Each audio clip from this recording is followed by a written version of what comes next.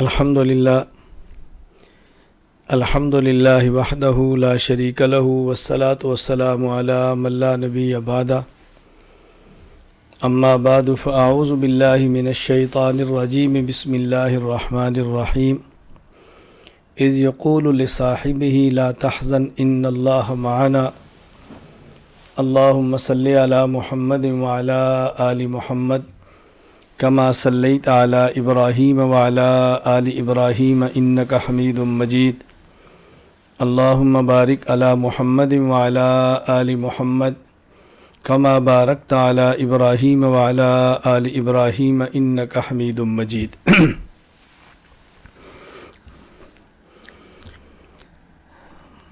نبوت کے بعد سب سے بڑا مقام اور مرتبہ صحابیت کا ہے۔ پھر نبوت انسانیت میں سب سے اعلیٰ مقام ہے، اور انبیاء علیہ السلام میں سے سب سے اعلیٰ مقام خاتم الانبیاء، سید الانبیاء، امام الانبیاء، نبی الانبیاء حضرت محمد مصطفیٰ صلی اللہ علیہ وسلم کا ہے۔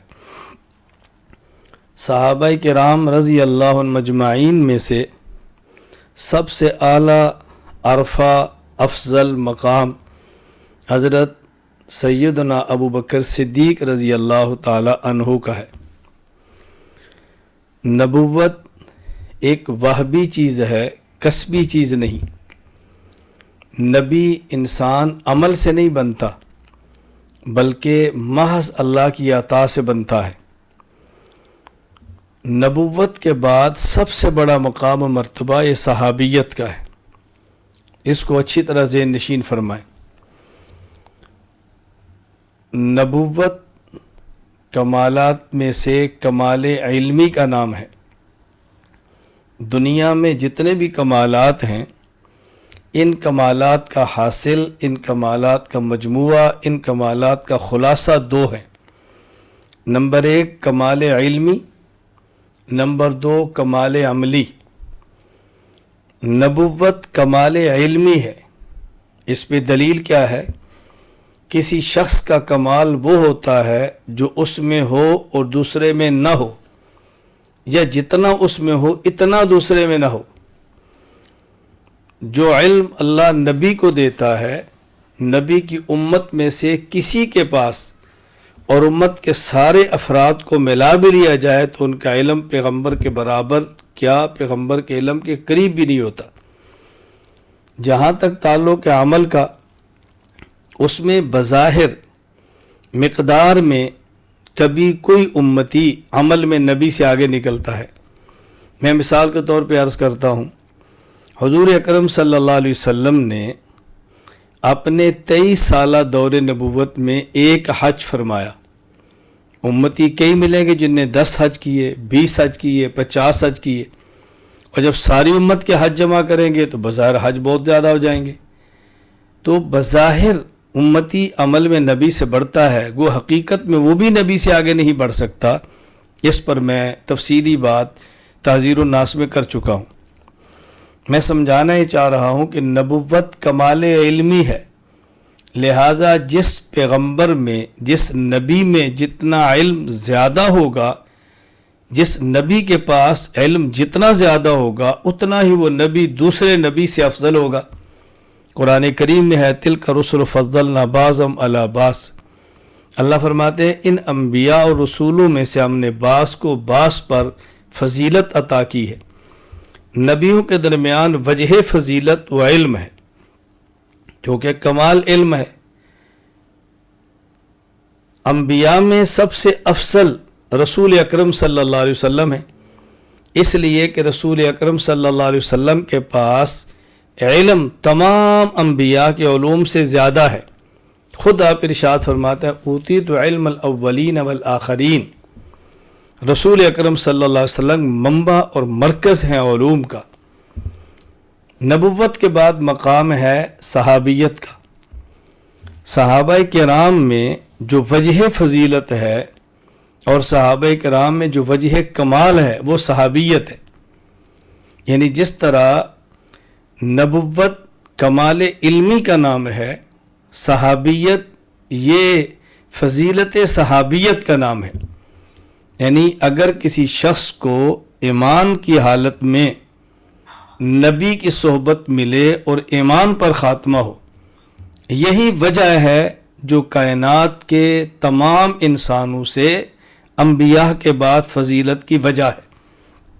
صحابیت یعنی صحابی جو انبیاء کے بعد دوسرے لوگوں سے افضل ہے، اس کی وجہ صحابی کا علم نہیں ہے، اس کی وجہ اس کا زہد نہیں ہے، اس کی وجہ اس کا جہاد نہیں ہے، اس کی وجہ اس کی سخاوت نہیں، اس کی وجہ اس کی تلاوت قرآن نہیں، اس کی وجہ اس کی تہجد اور شب بیداری نہیں، اس کی وجہ شجاعت نہیں، اس کی وجہ صحابیت ہے.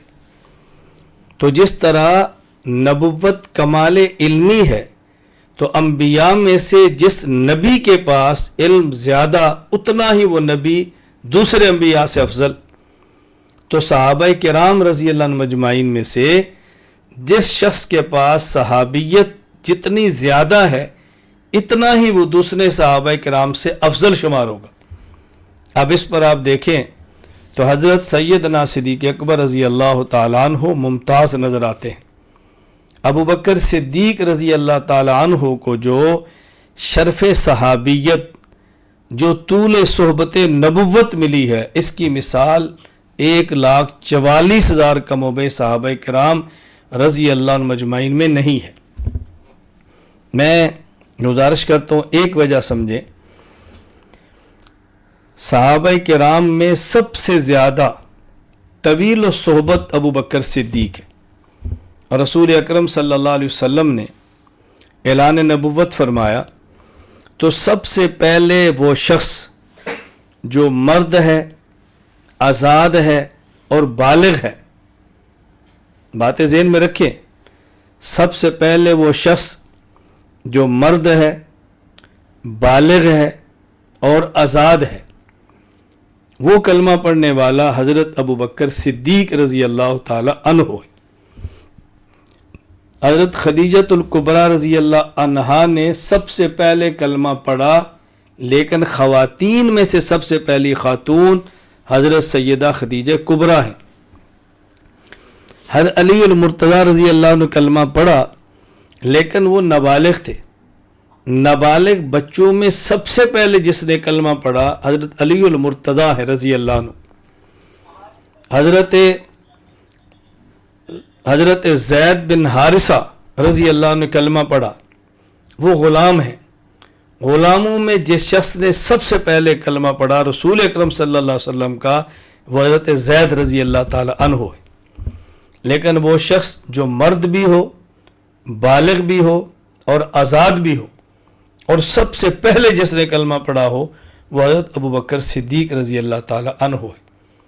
گویا رسول اکرم صلی اللہ علیہ وسلم کا جو ساتھ ہے، نبوت کی جو صحبت ہے، وہ سب سے زیادہ حضرت ابو بکر صدیق رضی اللہ تعالی عنہ کو ملی ہے. 23 سالہ دور نبوت کا سب سے بڑا ساتھی وہ حضرت ابو بکر صدیق رضی اللہ تعالی عنہ ہے. یہ معمولی اعزاز نہیں ہے، یہ معمولی اعزاز نہیں. دوسری بات، حضرت ابو بکر صدیق رضی اللہ تعالیٰ عنہ کے والد محترم ابو قحافہ عثمان، حضرت ابو بکر صدیق رضی اللہ تعالیٰ عنہ کے بیٹے حضرت عبد الرحمن، حضرت صدیق اکبر رضی اللہ تعالیٰ عنہ کے پوتے محمد، یہ صحابی ہیں. تو صحابہ کرام میں سے ابو بکر صدیق واحد وہ شخص ہے کہ جس کی 4 نسلوں کو شرف صحابیت حاصل ہے. عثمان ابو قحافہ، ان کے بیٹے ابو بکر، اور ان کے بیٹے عبد الرحمن، اور ان کے بیٹے محمد. یہ صحابہ کرام رضی اللہ عنہ مجمعین میں سے، اور پوری تاریخ انسانی میں کسی کو عظمت اور یہ شرف حاصل نہیں ہوا جو ابو بکر صدیق رضی اللہ تعالی عنہ کو ہے. گویا طویل الصحبت بھی ہیں، اور خاندان کے اعتبار سے آپ ان کے نسب کو دیکھیں تو کثیر و صحبت بھی ہے. ابو بکر صدیق رضی اللہ تعالیٰ عنہ کا خونی رشتہ اوپر سے نیچے، نیچے سے اوپر تک 4 نسلیں پیغمبر کی صحابی بنی ہیں، جو کہ معمولی اعزاز نہیں ہے. اللہ اکبر، بہت بڑا اعزاز ہے. اور پھر تیسری بات صحابیت کے حوالے سے، رسول اکرم صلی اللہ علیہ وسلم کے صحابہ کرام میں سے کسی نہ کسی صحابی کی کوئی خصوصیت ہے. مثلا حضرت عثمان رضی اللہ عنہ کی خصوصیت یہ ہے کہ یکے بعد دیگرے ان کے نکاح میں نبی کی 2 بیٹیاں آئی ہیں، ان کو ذوالنورین کہتے ہیں. ذوالنورین کہنے کی وجہ بھی یہ ہے کہ 2 نور نظر، 2 لختے جگر نبی کے ان کے نکاح کے اندر آئی ہیں. اسی طرح حضرت زید رضی اللہ تعالیٰ عنہ، ان کی خصوصیت یہ ہے کہ قرآن کریم نے صحابہ کرام میں سے واحد صحابی حضرت زید کا نام لیا ہے. فلما قضا زید منہا وطرا، نام لیا ہے زید رضی اللہ عنہ، بہت بڑا اعزاز ہے. اسی طرح مختلف صحابہ کرام کے مختلف اعزاز ہیں.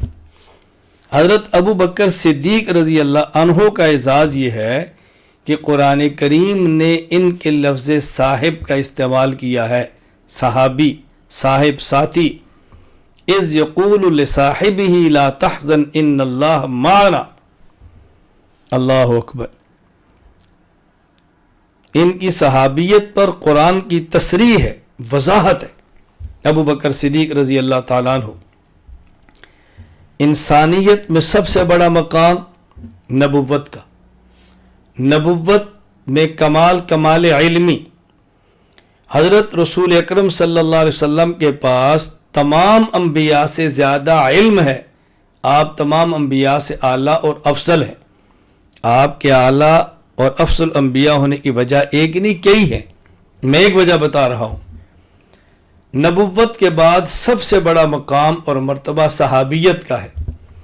صحابہ کرام میں سب سے افضل حضرت ابو بکر صدیق ہے رضی اللہ تعالیٰ عنہ. کیوں؟ صحابی کی وجہ فضیلت دیگر افراد پر وہ صحابی ہونا ہے. ابو بکر صدیق رضی اللہ تعالیٰ عنہ اس میں ممتاز ہیں. 3 وجہ. نمبر 1، سب سے زیادہ زمانہ صحبت نبوت کا ابو بکر صدیق نے پایا. نمبر 2، 4 نسلیں ابو بکر صدیق رضی اللہ عنہ کی حضور کی صحابی بنی ہیں. نمبر 3، صدیق اکبر وہ واحد شخص ہے جس کو قرآن کریم نے صاحب کے لفظ صحابی ہونا فرمایا ہے. اس لیے میں کہہ رہا تھا ابو بکر صدیق رضی اللہ تعالیٰ عنہ یہ افضل الصحابہ ہیں، افضل الناس بعد الانبیاء ہیں. انبیاء کے بعد افضل البشر ہیں. ابو بکر صدیق رضی اللہ تعالیٰ عنہ معمولی شخص نہیں ہے. جس کو اچھی طرح سمجھے جو بات میں نے عرض کی ہے. پھر ابو بکر صدیق رضی اللہ تعالیٰ عنہ رسول اکرم صلی اللہ علیہ وسلم کے دنیا سے تشریف لے جانے کے بعد خلیفۃ الرسول ہیں صلی اللہ علیہ وسلم، اور خلیفۃ الرسول بھی بلا فصل ہیں. ابو بکر صدیق رضی اللہ تعالیٰ عنہ نبوت کے صحیح معنی میں جانشین ہیں. ابو بکر صدیق رضی اللہ تعالیٰ عنہ صحیح معنی میں پیغمبر پاک کے جانشین ہیں. ابو بکر صدیق رضی اللہ تعالیٰ عنہ دیکھیں، رسول اکرم صلی اللہ علیہ وسلم کے بعد جو یکے بعد دیگرے صحابہ کرام میں سے خلفاء بنے، ابو بکر، عمر، عثمان، علی رضی اللہ عنہم خلفاء راشدین. ان چاروں میں ابو بکر اور عمر یہ رسول اللہ صلی اللہ علیہ وسلم کے سسر ہیں، کیونکہ صدیق کی بیٹی عائشہ حضور کے گھر میں ہے، عمر کی بیٹی حفصہ حضور کے گھر میں ہے رضی اللہ عنہم. حضرت عثمان علی داماد بنے ہیں. رسول اللہ صلی اللہ علیہ وسلم کی بیٹی رقیہ ام کلثوم یکے بعد دیگرے عثمان کے گھر میں ہیں.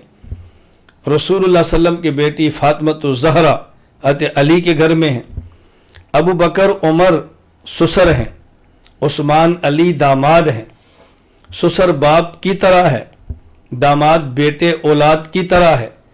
پھر ان میں ابو بکر مسلمان پہلے، عمر میں بڑے، قربانی زیادہ، ابو بکر کا نمبر 1 ہے۔ عمر میں چھوٹے، اسلام بعد ملا ہے، قربانی کم، نمبر 2 پر ہے۔ حضرت عثمان و علی میں سے عثمان داماد دوہرے ہیں، نمبر 3 ہے۔ علی داماد اکارے ہیں، نمبر 4 ہے۔ ترتیب خلافت میں صدیق اکبر رضی اللہ تعالیٰ عنہ خلیفہ اول بلا فصل ہے۔ صدیق اکبر رضی اللہ تعالیٰ عنہ کے اعزازات کئی ہیں، ایک اعزاز نہیں ہے، لیکن یہ 2 اعزاز کان کھول کے سنیں، توجہ سے سنیں۔ جو بات میں کہہ رہا ہوں میں پوری امت کے سامنے یہ بات بڑی تحدی اور چیلنج اور دعوے کے ساتھ کہہ رہا ہوں، دلیل کی بنیاد پہ کہہ رہا ہوں، حمیت اور صدیق کی غیرت کی بنیاد پہ کہہ رہا ہوں کہ یہ 2 چیزیں ایسی ہیں کہ جن میں سے کسی ایک کا انکار کرنے والا شخص مسلمان نہیں رہ سکتا۔ جو حضرت ابو بکر صدیق رضی اللہ عنہ کو صحابی نہ مانے، مسلمان وہ بھی نہیں ہوتا۔ جو صدیق اکبر کو حضور صلی اللہ علیہ وسلم کے بعد خلیفہ اول بلا فصل نہ مانے، مسلمان وہ بھی نہیں ہوتا۔ یہ صدیق اکبر کی بنیادی 2 بڑی خصوصیات ہیں، اس کو توجہ سے، اس کو معمولی بات نہ سمجھیں۔ یہ عقیدے کا مسئلہ ہے، یہ نظریے کا مسئلہ ہے، یہ ایمان کی غیرت کا مسئلہ ہے، یہ مسلمان کی ایمانی غیرت کا تقاضا ہے۔ اپنے عقائد کو پڑھو، عقائد کو سمجھو، عقائد پہ دلائل لو، اور پھر عقائد کو لے کر پوری دنیا میں پھیل جاؤ۔ دلیل کی طاقت تمہارے پاس ہونی چاہیے، غیرت تمہارے پاس ہونی چاہیے، تقوی کی زندگی تمہارے پاس ہونی چاہیے۔ اپنی خلوت کو گناہوں کی آلودگی سے بچا کے چلو، اللہ کی مدد آپ کے ساتھ ہے، اللہ کی نصرت آپ کے ساتھ ہے، اللہ کی مدد آپ کے ساتھ ہے۔ رسول اکرم صلی اللہ علیہ وسلم کے جانشین صحابی ابو بکر رضی اللہ عنہ بہت خصوصیات کے حامل ہیں۔ میں اب تیسری بات کہتا ہوں، حضرت صدیق اکبر رضی اللہ تعالی عنہ کے بارے میں اگر کوئی مجھ سے مختصر تعریف پوچھے تو میں کہا کرتا ہوں صدیق عکس نبوت کا نام ہے، صدیق عکس نبوت کا نام ہے۔ رسول اللہ صلی اللہ علیہ وسلم کے اوصاف چلتے پھرتے اگر آپ نے کسی نے دیکھنے ہو، ابو بکر صدیق میں دیکھے۔ رسول اللہ صلی اللہ علیہ وسلم سے بڑا انسان سخی کوئی نہیں، صحابہ کرام میں اور پیغمبر کے بعد پوری امت میں ابو بکر صدیق سے زیادہ سخی کوئی اس کی مثال آپ پیش نہیں کر سکتے کہ جب اللہ کے نبی دین کے لیے مال مانگیں، صدیق وہ شخص ہے جو اپنے گھر میں جھاڑو دے کر دھاگے اور سوئی تک کو نبی کی خدمت میں پیش کرتے ہیں، کوئی اس کی مثال آپ پیش نہیں کر سکتے۔ نبی کریم صلی اللہ علیہ وسلم سے بڑا دنیا میں شجاع اور بہادر کوئی نہیں، ابو بکر صدیق رضی اللہ تعالیٰ عنہ سے بڑا انبیاء کے بعد بہادر کوئی نہیں۔ خود حضرت علی رضی اللہ عنہ فرمایا کرتے تھے اشجع الناس بعد الانبیاء ابو بکر، فرماتے ہیں کہ ہم میں سب سے بہادر ذات ابو بکر صدیق کی ہے۔ آپ غزوہ حنین کو دیکھیں، نبی صلی اللہ علیہ وسلم آگے بڑھ رہے ہیں، آپ کی جماعت کے پاؤں اکھڑ گئے، اس طرح اچانک دشمن نے تیر اندازی کی، ایک مرتبہ پاؤں کھڑے اور رسول اللہ صلی اللہ علیہ وسلم آگے بڑھ رہے ہیں اور فرماتے ہیں انا النبی لا کذب انا ابن عبد المطلب، انا النبی لا کذب انا ابن عبد المطلب، انا النبی لا کذب انا ابن عبد المطلب۔ حضور تنہا بڑھ رہے ہیں، رکنے والے نہیں۔ نبی کریم صلی اللہ علیہ وسلم کے جانے کے بعد مانعین زکوٰۃ کا فتنہ، مرتدین کا فتنہ، مسلمہ کذاب کا فتنے جوش مار رہے تھے، اور ابو بکر صدیق رضی اللہ تعالیٰ عنہ تنہا گھوڑے پر سوار ہیں اور ہاتھ میں تلوار لے کر فرماتے ہیں لو منعونی اقالا لیؤدونہ الی رسول اللہ صلی اللہ علیہ وسلم لاقتلہم۔ حضور کے دور میں جو رسی اونٹ کی زکوٰۃ میں دیتے تھے، اگر تم نے نہ دی میں صدیق تنہا تم سے قتال اور جہاد کروں گا۔ امام سیوطی رحمہ اللہ فرماتے ہیں صدیق اکبر ارتداد کے دور میں ایسے کھڑی تھے جیسے نبی کھڑا ہوتا ہے۔ ابو بکر صدیق رضی اللہ عنہ عکس نبوت ہے، میں کیسے سمجھاؤں آپ کو۔ نبی کریم صلی اللہ علیہ وسلم کے ایسے اوصاف کا جو نظارہ تھا ابو بکر صدیق میں نظر آتا تھا۔ سخاوت صدیق میں، اللہ اکبر، نمایاں ہے۔ شجاعت صدیق میں نمایاں ہے اور صداقت ابو بکر صدیق میں نمایاں ہے. اللہ نمایاں ابو بکر صدیق میں. آپ جو جو وصف لیں گے ابو بکر صدیق کو ممتاز پائیں گے. صدیق اکبر رضی اللہ عنہ کے بارے میں نے آج کی مجلس میں 3 باتیں یہ نوٹ فرما لیں. نمبر 1، ابو بکر صدیق رضی اللہ تعالی عنہ رسول اللہ صلی اللہ علیہ وسلم کے پہلے اور طویل الصحبت اور قرآن کریم کے نص قطعی کے مطابق صحابی ہیں جن کی صحابیت کا انکار کرنے سے بندہ مسلمان نہیں رہتا. ابو بکر صدیق رضی اللہ تعالی عنہ خلیفہ اول بلا فصل ہیں جن کی خلافت بلا فصل کا انکار کر کے بندہ مسلمان نہیں رہتا. ابو بکر صدیق رضی اللہ تعالی عنہ یہ عکس نبوت ہے. نبی کریم صلی اللہ علیہ وسلم کے مزاج کو جاننے والا شاید ابو بکر صدیق سے زیادہ کوئی نہ ہو. ابو بکر صدیق نے رسول اللہ صلی اللہ علیہ وسلم کے مزاج کو سمجھا ہے. اللہ اکبر، مزاج کو سمجھا ہے. صدیق نے وفا کی ہے نبی کے ساتھ اور آپ نے وفاؤں کا بدلہ دیا ہے صدیق کو. عجیب جانثار انسان تھا. صحابہ کرام رضی اللہ تعالیٰ عنہ مجمعین جیسا عاشق سورج نے نہیں دیکھا تو صدیق سے بڑا عاشق صحابہ کرام سے میں دنیا کسی فرد نے نہیں دیکھا. عجیب انسان تھے ابو بکر صدیق رضی اللہ تعالیٰ عنہ. عجیب زندگی. اللہ اکبر. میں کبھی ایک بات عرض کیا کرتا ہوں کہ ایک مسئلہ غار کا ہے، ایک مسئلہ مزار کا ہے. جب غار کی باری آئی تو صدیق نے کہا حضور غاروں میں سانپ بھی ہوتے ہیں، میں پہلے جاتا ہوں صفائی کرتا ہوں تاکہ کوئی سانپ آپ تک نہ پہنچے. میں سمجھانے کے لیے اپنے لفظوں میں بات کہہ رہا ہوں. ابو بکر صدیق اندر گئے ہیں، نبوت کو بچایا ہے. جب قبر کی باری آئی تو قبر میں بھی سانپ ہوتے ہیں تو صدیق تر سے پہلے حضور جا رہے ہیں.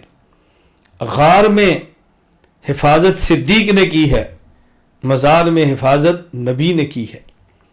صدیق غار میں حفاظت کر رہا تھا، مزار میں آج نبی صدیق کی حفاظت فرما رہے ہیں. ابو بکر صدیق رضی اللہ تعالیٰ عنہ کس طرح حضور کے پاس پہنچے. آپ حضرات کے علم میں ہے واقعہ. حضرت امام راضی رحمہ اللہ تفسیر کبیر میں لکھا ہے، علامہ اجری نے شریعہ میں لکھا ہے. آپ پڑھیں ذرا. ابو بکر صدیق رضی اللہ تعالیٰ عنہ کیا اعتماد ہے اپنے پیغمبر پر، کیا اعتماد ہے اپنے رسول پر، کیا اعتماد ہے اپنے یار پر. یاری ہو تو ایسی ہو، کوئی دنیا ایسی مثال پیش کرے. ابو بکر صدیق رضی اللہ تعالیٰ عنہ دنیا سے جانے لگے ہیں. اللہ اکبر. فرمایا جب جاؤ اجازت مانگو، اجازت ملے تو مجھے دفن کرو. حضرت امام راضی فرماتے ہیں لما حملت جنازتہ الی قبر النبی صلی اللہ علیہ وسلم، صدیق کے جنازے کو اٹھایا صحابہ حضور کی قبر کے پاس لے کر گئے، وہاں رکھ دیا. نودی السلام علیکہ یا رسول اللہ.